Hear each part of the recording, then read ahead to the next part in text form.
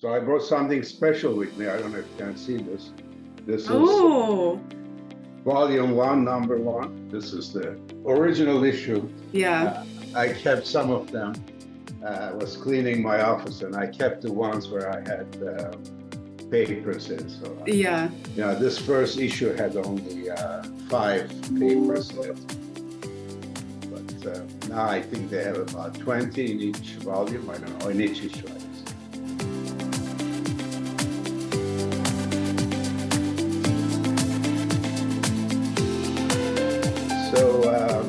There was a document written by Gary Dixon, who was the first founding editor-in-chief.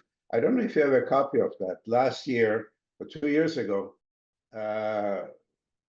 Burton Jones, Andrew invited me to talk to the MISQ editors at the ISIS conference in Copenhagen. Mm-hmm. And I found this document written by Gary Dixon, and he describes how he started the journal. I don't know if you have I'll send you a copy of that. It would be nice to have it in the archives. But basically, he started with a journal called Management Informatics, which was a European journal. And then I don't know how he had the idea of starting the MIS Quarterly. And I had submitted a paper, this paper that was published in the first issue, to Management Informatics. And Gary, who was my professor, who was on my thesis committee, was really a mentor. And he said, he accepted the paper for Management Informatics. Then he said, do you mind if I hold on to the paper for a while? And I said, sure.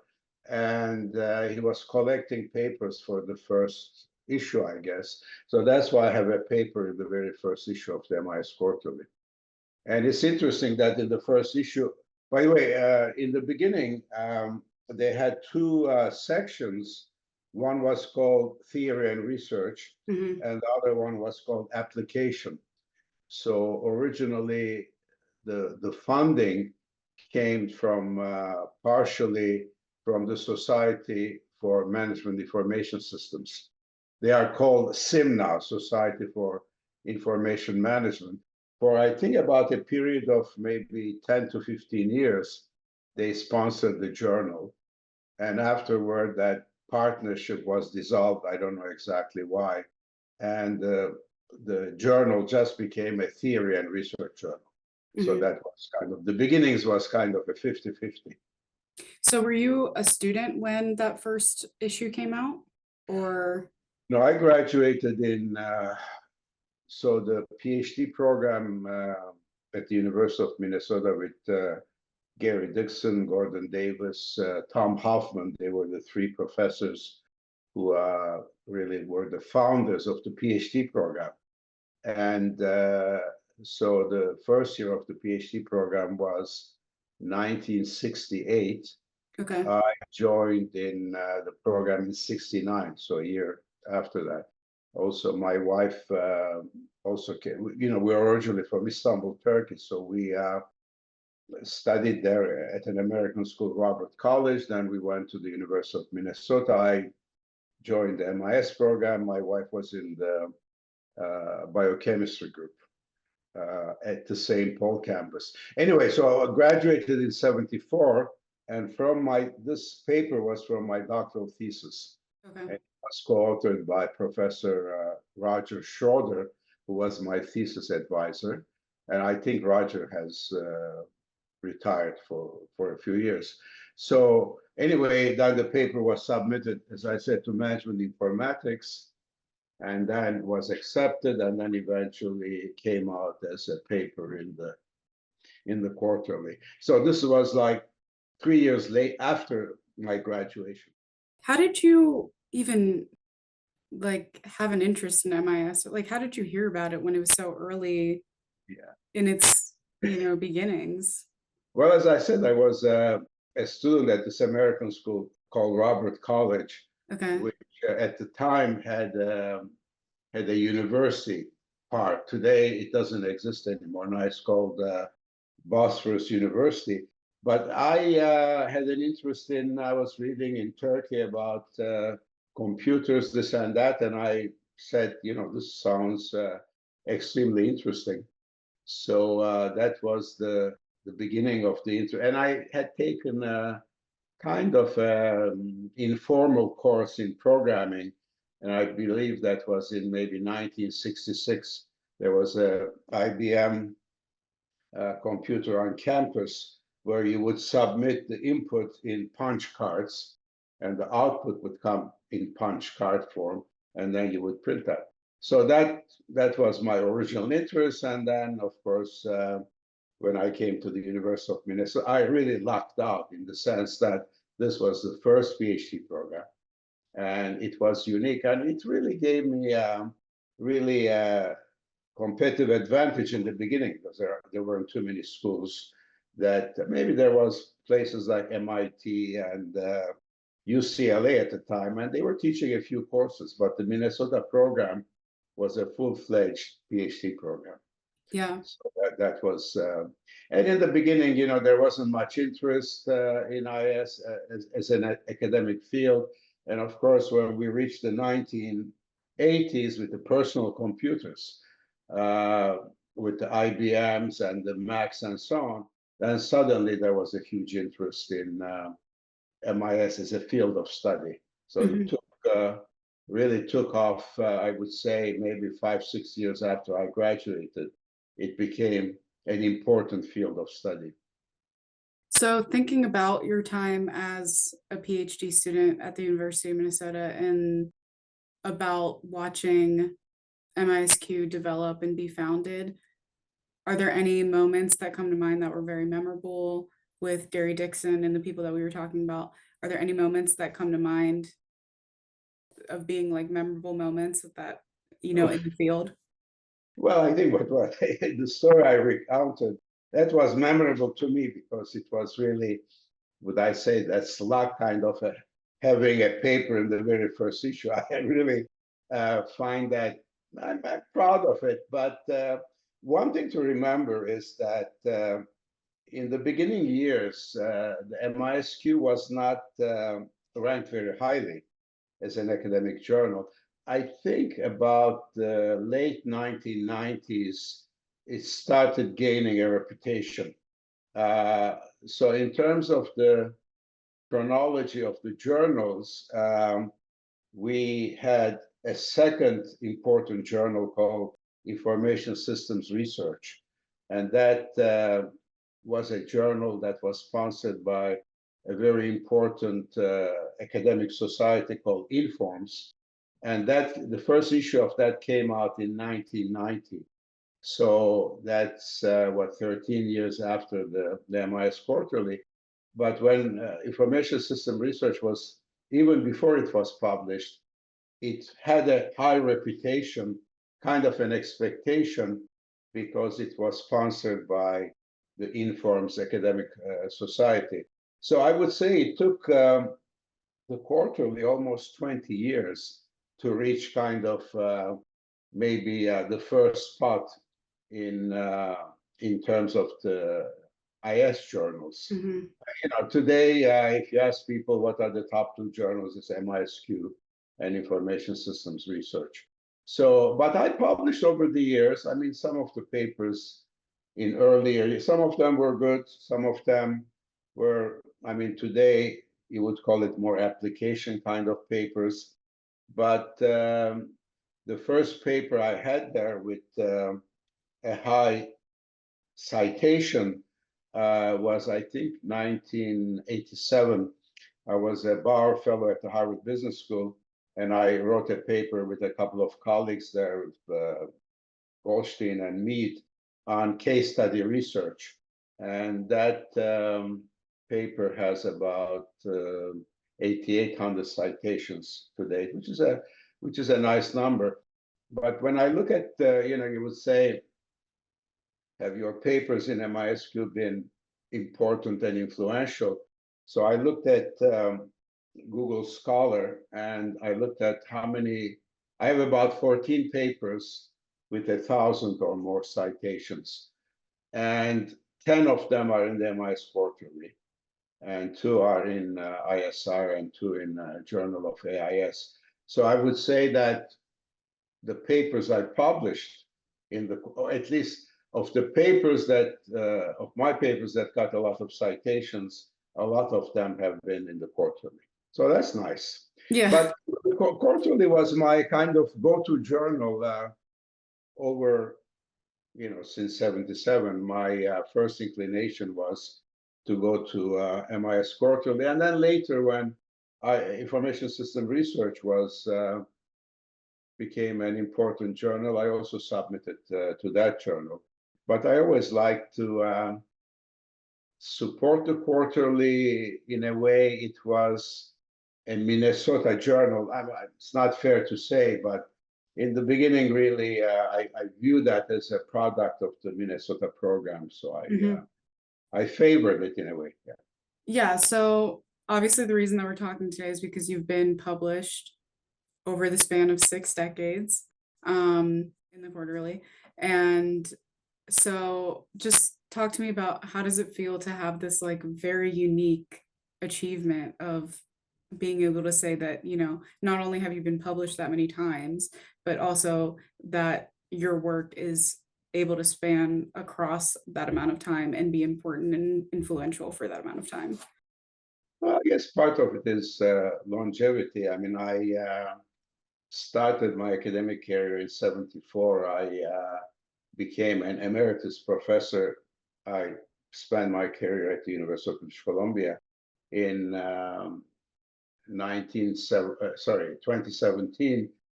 So I retired 7 years ago about. But I continued publishing and so on. I would say, in more recent years, I'm not as prolific in retirement as I've been before. But I remember a conversation. We had a Zoom meeting for something. I can't remember what it was, but there was Jan de Gross. I don't know if you met Jan. I think she was the managing editor for many, many years. And she asked me if I was going to have another paper for the 6th decade. And that put the idea in my mind. Maybe I should try for one more. I had 5 decades already. So I'm glad I had another one. I don't think I'll have a 7th decade. But it was, it's, you do academic research and you hope it's going to be, the outcome is going to be a good one. You'll get good results, and you send it to the Quarterly or Information System Research because, people like to publish in the best journals. In the academic profession, you have these ranking systems, and universities reward you if you publish in the top journals. And so it's normal that not only me, but everybody else would like to publish in the same journals, and there are a lot of submissions and so on. I was emailing you about like how we feel that we have this community that we always are trying to like support and uphold and add to in whatever way that we can. And I think that's the difference for us, is that people do feel this connection to MISQ because it lives at the university. There's a place that it like exists. I think let me make a comment about Andrew Burton Jones. Andrew was one of our colleagues. He was with us, I think, for about 7, 8 years. Then he moved to the University of Queensland, which is his hometown. But when he was editor-in-chief, and I think even before Andrew, there was an effort made by the Quarterly not to make it a purely kind of a journal of elite scholars. There have been a lot of efforts on, what's the right word, training people or educating people on how to publish in the Quarterly, how to write papers. There are all these workshops at the major conferences. So I think this is a kind of a nice initiative to open up the journal to people from all around the world. And that's very commendable. But I don't think the MISQ has to work hard to get the best papers. As I said, it's more a matter of opening it up to people from all around the world. And Mhm. part of the initiative is, of course, if you go back, I don't know, 20, 30 years, in all of the journals, there was more of a, I would say, US-centric emphasis. If you look at the editorial board, most of them will be from US schools and so on. I'm from Canada. We don't get too many, even though over the years, I would also say another thing that just as an aside, a lot of my doctoral students, former doctoral students, have been senior editors or associate editors at the MIS Quarterly. Anyway, so all of these initiatives trying to make the quarterly not in the past, not US centric, but more international, both in terms of the authorship of the papers and the schools where the editors are coming from. I Mhm. think, again, that's a very commendable. Mhm. How are you staying active in the field or just active in your work at all, like in your retirement? Well, I mean, I now play the role of what do I call it? More like a mentorship. I tell people if they want me to be involved in a project, in a paper, or in a study, I'll be the junior partner. In other words, I don't have the energy or the time. I would like to be more relaxed in life. I'm happy to provide feedback and advice, but I don't like to provide the kind of I don't want to take the lead anymore because Mhm. that so in a way I keep active by participating in studies with other people and but over the years the knowledge and the experience you accumulate, I think it's very helpful. I find these days there are a lot of studies on AI or anthropomorphism or chatbots. And some of the work we've done 15, 20 years ago, I find still relevant. Uh, the references, the methods, the findings are still relevant today. And one thing I find is that there's so much literature that sometimes authors who don't have a sense of the history miss some of, maybe something published 15, 20 years ago may be valuable, but people don't go back that far to find the references. So maybe part of my contribution is to bring this knowledge from over the years, over 50 years, to play a role in research that's being done. I mean, I did my thesis research was based on one topic called what we would call decision support systems, and the other topic would be human-computer interaction.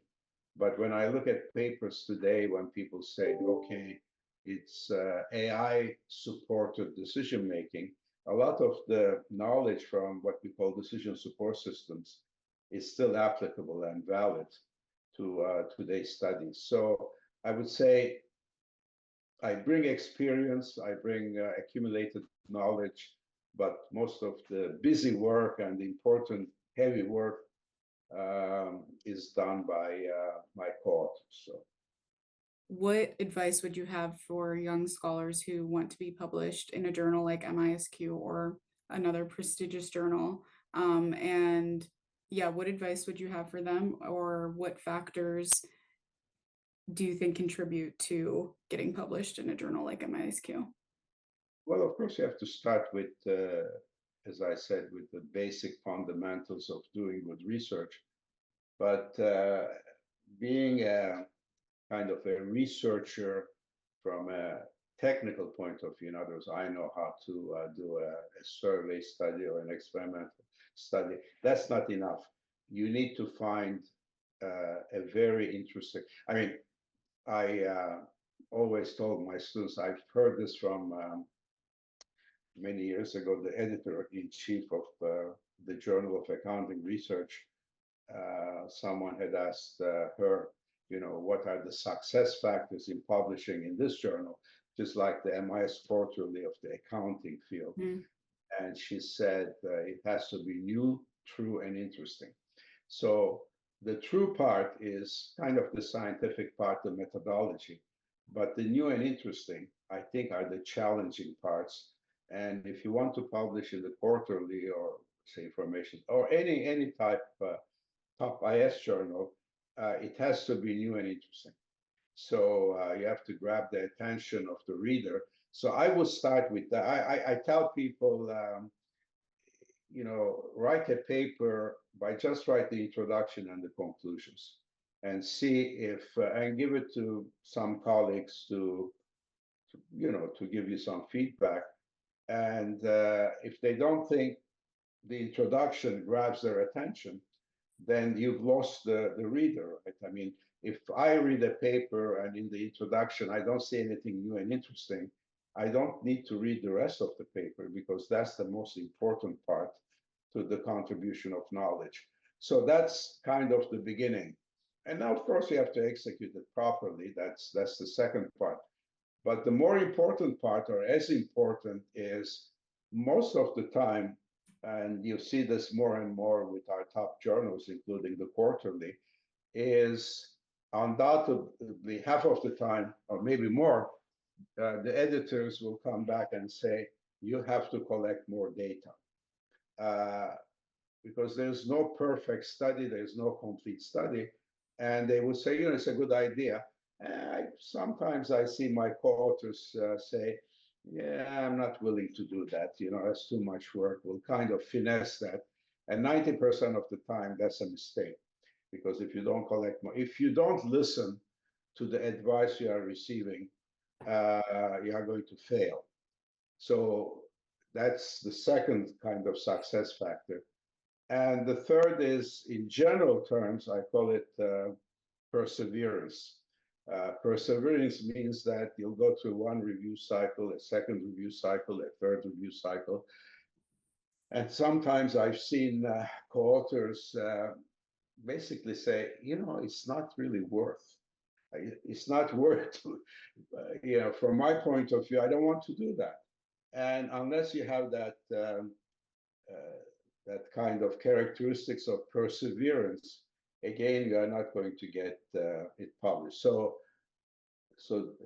finding a new and interesting topic, when you get the reviews, listening to the advice you are getting or suggestions you are getting, and then perseverance. I think that's all the questions I had. Did you have anything else that you just wanted to add or say, or anything? No, I mean, I'll make a general comment. I think we are putting too much emphasis on a few journals. My hope, and many, many years ago, I worked with Carol Saunders, who was one of the editors-in-chief, and we said, can we expand the best journals from, at the time, let's say MISQ ISR, to more than that? And I don't know if that has taken a hold. I would hope that we would have more journals that are as valuable and high in demand as the MIS Quarterly. And maybe if we had 5 journals, my hope is that we will have a couple, maybe 3 more journals as reputable as the MIS Quarterly, so that there will be more balance and more opportunity to publish in the best journals. Yeah, just more citations and everything. Yeah. But anyway, I mean, the final thing I would say is it's difficult. It's tough to publish in the MIS Quarterly because people should be aware that I get a lot of requests from scholars from let's do some work together and let's publish. I want to publish that in the MIS Quarterly. I say I also want to publish in the MIS Quarterly, but you cannot guarantee. I mean, first you have to do the research and hope that when you do research, you don't know what the results are going to be. Sometimes they are, you find interesting things. Sometimes you don't. So, but MIS Quarterly is becoming kind of the journal of kind of top studies, the best studies, and that's very nice. In every endeavor in the world, we have the top level journal, and it's great that starting in '77 and not being known in the beginning, when I was publishing in the MIS Quarterly and you are going up for promotion and tenure, people didn't know what the quarterly was. They didn't even know what IS was. But it's great that I also see colleagues, a couple of marketing colleagues over the last few years say, I want to publish in the quarterly, which is nice to see. So if we are attracting, or if the quarterly is attracting papers, not only from IS people, but from people in related fields, then that's really a very high level of success, I would say. Yeah. But all I can say is, congratulations. It's been so many years and it's still going strong. And I hope it will keep going like that. I'm sure it will.